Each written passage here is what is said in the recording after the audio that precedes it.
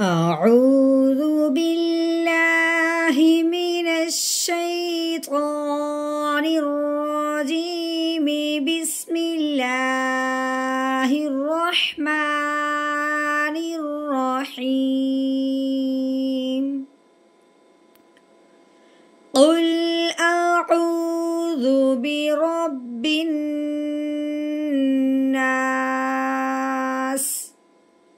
مالك الناس إله الناس